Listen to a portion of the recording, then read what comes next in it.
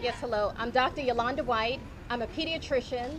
So I protect the health, safety, and well-being of children. So many kids have dental fluorosis now, which is a sign of chronic fluoride overexposure and toxicity. Those white stains in the teeth, they reflect a reduced mineral content. And it's not just children who are affected, everyone is affected, but it even affects the unborn child because fluoride can cross the placenta and it can cross the blood-brain barrier. And when it does that, it can lower IQ and even affect other neurodevelopmental outcomes. So this is very serious. I became interested in the issue of disproportionate harm to minorities from fluoridation for several reasons. First of all, as a public health professional, I had done some minority health work in my career.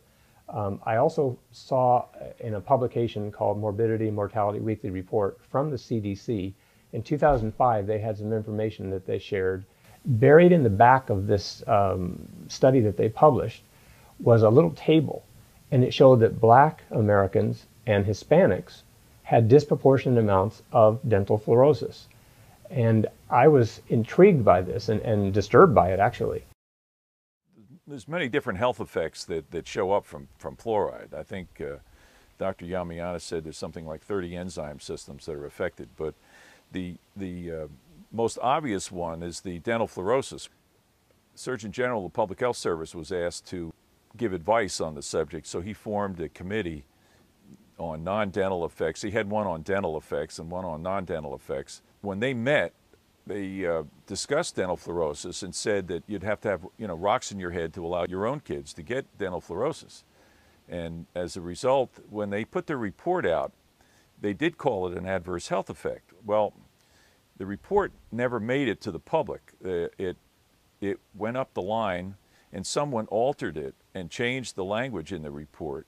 And they changed many other things too, which I don't have time to go into, but the most important one is that they changed the dental fluorosis statement from an adverse health effect to a cosmetic effect.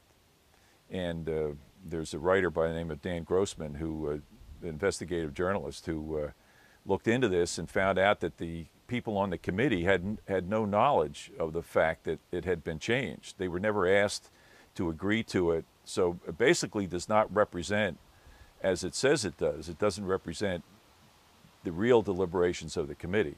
In 1998, in the Wall Street Journal, the Center for Disease Control acknowledged that 22% of the children already had dental fluorosis. Now, more than a decade later, they've doubled the number of children with dental fluorosis, and a lot of it severe, and a lot of it in the African American and Hispanic communities. What is it about dental fluorosis that you don't understand? It's an adverse health effect, and they need to stop causing it.